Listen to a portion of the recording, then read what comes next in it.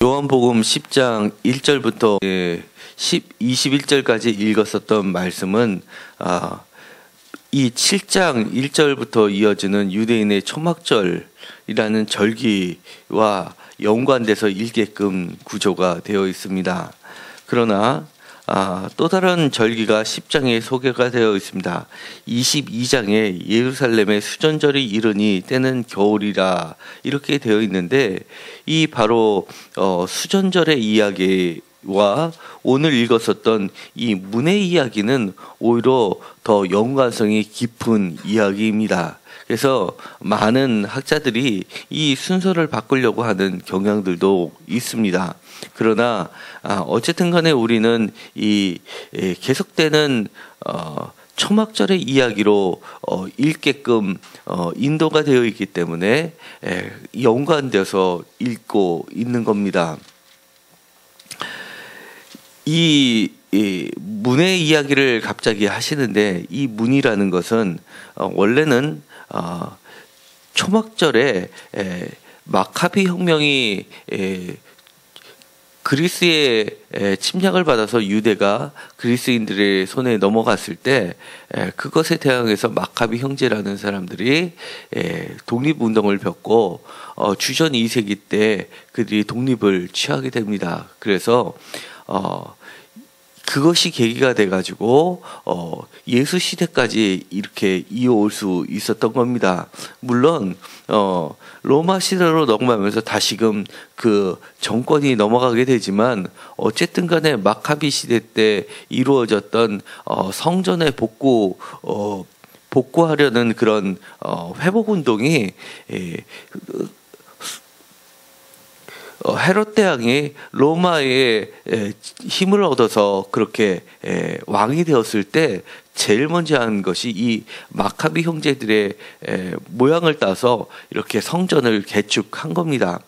왜냐하면 헤롯 대왕은 이방인 출신이었습니다. 이듬해 출신으로서 사실은 왕이 될 수 없었던 사람이었는데, 이렇게 성전을 크게 확대함으로써 유대인들의 환심을 샀기 때문에 왕이 될 수가 있었습니다. 이 마카비 형제들이 이렇게 왕이 독립을 하고 제일 먼저 한 게 성전을 깨끗게 정화시키는 그런 일이었습니다. 그러면서 문도 새로 달고 그다음에 빛도 하는 그런 일들을 하였습니다. 그러나 이 10장 1절에서 보면 문의 이야기가 나오는데, 이것이 바로 초막절과 이어지면서 우리가 이미 초막절에 빛의 축제라는 것을 배웠고, 이 빛은 다시 이 수전절 때 빛의 축제하고 맞물려져 있습니다. 그래서 자연스럽게 이 10장 1절부터 21절까지 나오는 것은 깨닫는 것, 밝히는 것, 그리고 알아듣는 이야기하고 같이 연관을 지어서 절기가 상당히 떨어져 있음에도 불구하고 두 절기를 이어주는 이음새 역할을 하게 됩니다. 이 문이라는 것은 심판을 이야기하는 때 많이 사용하는 겁니다. 예를 들어서 요한계시록에서 예수님께서 내가 문 밖에 서서 기다리더니 라고 하는 것은 바로 문 하나를 두고 문 바깥과 문 안쪽은 전혀 다른 세계를 상정할 때 나오는 아주 중요한 표식이 됩니다. 주님께서는 이렇게 이야기합니다. 내가 문이다라고 하면서 나를 통하지 않고서 들어오는 모든 자들은 바로 도적이다라고 이야기합니다. 그리고 나의 문으로 들어오는 사람들은 내 양이 나의 음성을 듣기 때문에 그 문을 통해서 들어오게 되고, 또 그 양들을 인도하는 사람은 바로 선한 목자다라고 이야기를 하고 있습니다. 3절에 이렇게 되어 있습니다. 문지기는 그를 위하여 문을 열고 양은 그의 음성을 듣나니 그가 자기 양의 이름을 각각 불러 인도하여 내느니라. 자기 양을 내놓은 후에 앞서가면 양들이 그의 음성을 아는 고로 따라오되, 5절 타인의 음성을 알지 못하는 고로 타인을 따르지 아니하고 도리어 도망하느니라 라고 말씀을 하십니다. 여기에서 보면 이스라엘 사람들의 목동의 전형적인 모습이 나오는데, 우리나라 같은 경우면은 양을 칠 때 양이 먼저 가고 목자가 뒤에서 양들이 가는 모습을 한눈에 지켜보는 것의 형태를 띠고 있지만, 이스라엘 사람들은 이 목동이 앞서가고 피리 같은 것을 또는 휘파람 같은 것을 부르면서 앞서가면 양들이 주인의 목동의 음성을 알아듣고 쫓아가는 형태의 목축 모습을 하고 있습니다. 그것이 여기에 반영이 되어 있습니다. 왜냐하면 양처럼 그렇게 이 시각이 떨어지는 동물은 없다고 합니다. 그렇기 때문에 이 주인의 소리를 알아듣는 것은 매우 그들의 생명을 좌지우지하는데 필수적인 요건이었습니다.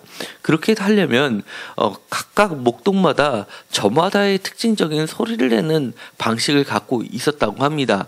그래서 우리 외부인들이 볼 때는 양들이 여러 목동들의 양들이 섞여 있었다 하더라도 같이 혼자서 돌볼 수가 없으니까 양을 섞어 놓고 같이 키우다가, 그리고 꼴도 먹이다가 각각 해가지고 집으로 돌아올 때는 양들이 저마다의 목동이 저마다의 소리를 내고 피리를 불어대면 그 양들이 그 목동의 소리를 듣고 각각 다른 방향으로 흩어지는 것을 볼 수 있다고 합니다.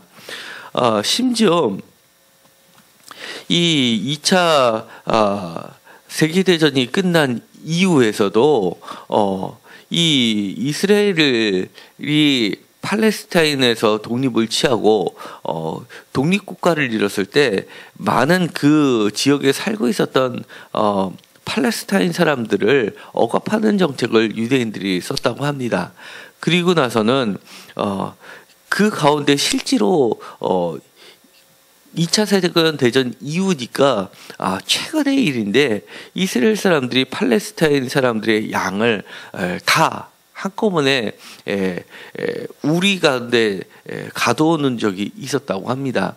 그러면서 팔레스타인 사람들이 쉽게 넘지 못하게, 그리고 그 땅을 떠나게끔 그렇게 핍박을 했을 때 그 한 여인이 그 유대인 사령관을 찾아와서 나의 남편도 죽고 오로지 우리 집의 생계를 유지할 수 있는 것은 이 양이 우리 삶의 전부다. 왜냐하면 우리가 그 양의 젖을 뺏어 먹기 때문에 이 양이 없으면 나뿐만이 아니라 우리의 가족들도 다 죽게 됩니다라고 그 양을 돌려주십시오라고 하소연을 했다고 합니다. 그러자 그 이스라엘 사령관이 그런 팔레스타인 여인을 데리고 가서 커다란 창고에서, 여기서 네 양을 찾아갈 수만 있다면 그렇게 데려가라라고 얘기를 했는데, 이 여인이 갑자기 주머니에서 풀피리 같은 것을 뽑아서는 막 피리를 불고서 가니까 그 뒤로 그 여인의 양들이 줄을 따라서, 그 여인을 따라서 나가는 것을 보고 많은 기자들이 깜짝 놀랐다고 합니다. 그것이 실제로 소개가 되었고, 그래서 이 요한복음에 있는 이 이야기가 결코 먼 옛날의 이야기가 아니라 지금도 이스라엘 사회에서는 벌어지는 이야기라고 합니다. 주님은 이 실상 아래 날마다 벌어지는 이야기를 통해서 그들이 이해할 수 있는 방식으로 자신을 드러내고 계십니다.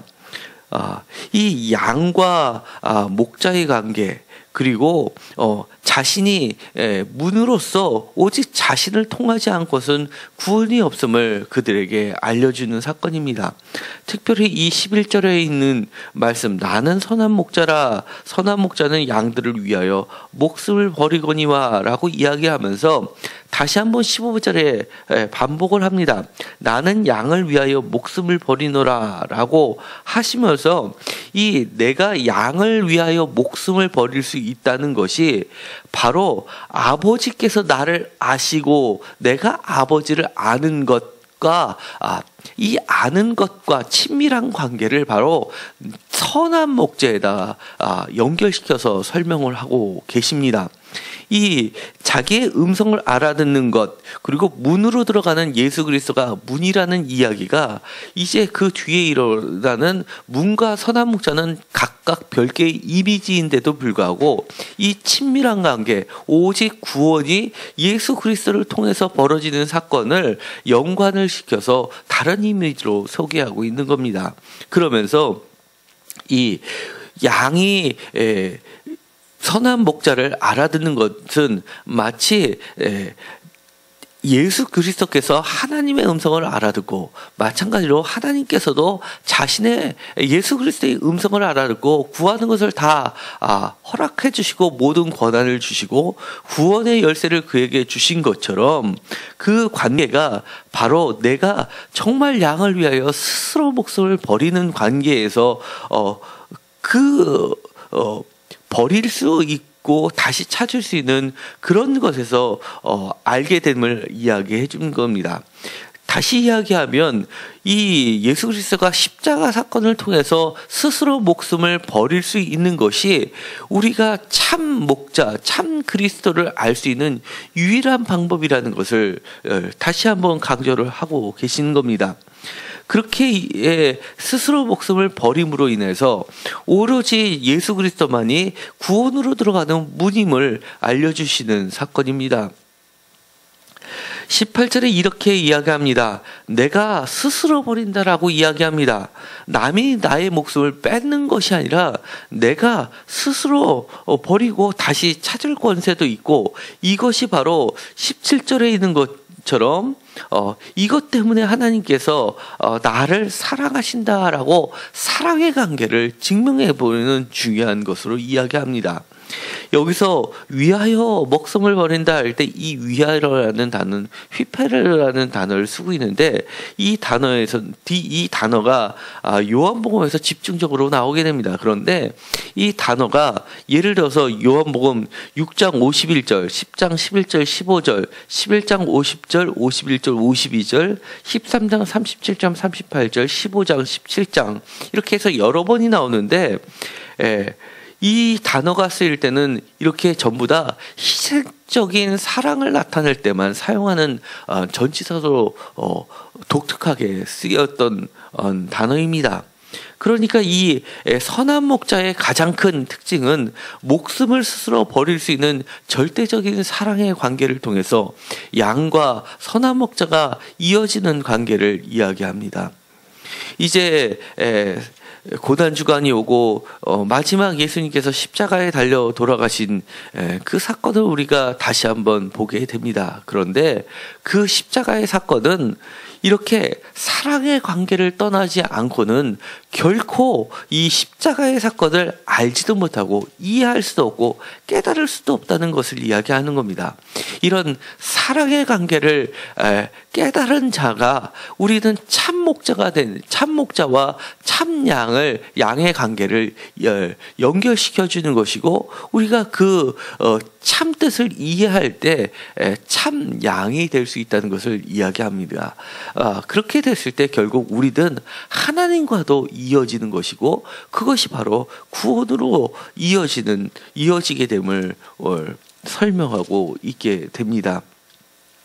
또한 또 중요한 표현이 한 가지 더 있습니다. 16절에 이 우리에 들지 아니한 다른 양들이 있다고 이야기하는 겁니다. 지금 현재로서는 이 우리에 들어있는 양도 있지만 이 우리에 들지 않은 또 다른 양들을 주님께서 언급하시고 있는데, 이 표현은 매우 중요한 표현입니다. 그러니까 이 다른 우리에 들어있는 이 양들을 하나님께서 예수 그리스도를 통해서 하나로 모으시는 작업을 하고 계시는데, 이것이 바로 오병이어의 기적 사건을 다시 한번 반복하고 있는 겁니다. 오병이어의 기적 사건에 부스러기들이 나오는데 그것을 버리지 말고 광주리에 다 담으라고 제자를 통해서 이야기하시고, 그 제자들이 그 모으는 사건을 통해서 마가복음 같은 경우에는 7광주리 또는 12광주리를 채우는 사건이 벌어지게 됩니다. 이 한 우리에 들게 하는 것, 이것이 바로 제자들에게 맡겨준 예수님의 명령이라는 겁니다. 우리에게 맡겨진 사명은 아직까지 우리에 들지 않은 다른 양들을 모으는 작업들을 우리가 해야 된다는 것을 이야기하는 겁니다. 그래서 그들도 우리가 예수 그리스도의 목자 안에 포함되어 있는 양들로서 그들을 품을 수 있고, 이것이 더 나아가서는 포도나무의 비유 속에서 드러내서 여러 가지로서 표현이 됩니다. 그러나 다른 양이라 하더라도 예수 그리스도의 그 포도나무에 묶여져 있을 때, 머물게 될 때는 열매를 맺는 것처럼, 그리고 또 한 예수 그리스도의 선한 목자의 우리 가운데 들어오게 됐을 때는 한 우리로서 모두 다 예수 그리스도라는 선한 목자에 포함되어 있는 양들, 음성을 알아듣는 양들로 인정해 주는 것이라는 것을 깨달으시고, 우리가 다른 우리의 포함되어 있는 양들을 우리 안으로 모여드는 것을 우리의 사명으로 여기고 최선을 다할 수 있게 되기를 간절히 소망합니다. 기도하고 마치기로 하겠습니다. 하나님, 주님께서는 다시 한번 양의 문, 선한 목자, 그리고 또 우리를 주님의 음성을 알아내는 양의 모습으로 그려내고 설명해 주시고 계십니다. 또한 우리들에게 이 현재는 우리 안에 포함되어 있지 않은 다른 양들이 있다고 말씀을 해 주십니다. 우리가 그들에게도 예수 그리스도의 음성을 소개할 수 있게 하시고, 그들을 전도하고 인도하여 우리와 같은 우리 안에 포함될 수 있게 능력을 허락하여 주옵소서.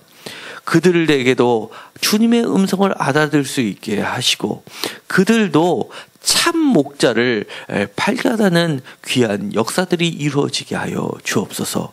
오직 구원은 예수 그리스도의 문을 통하여만이 일어날 수 있고, 예수 그리스도와 우리와의 관계는 예수 그리스도가 스스로 목숨을 버리는 관계, 철저한 사랑의 관계, 하나님의 명령을 온전히 따르는 순종의 관계에서 출발된 예수 그리스도의 십자가 사건이라는 것을 깨닫게 하여 주옵소서.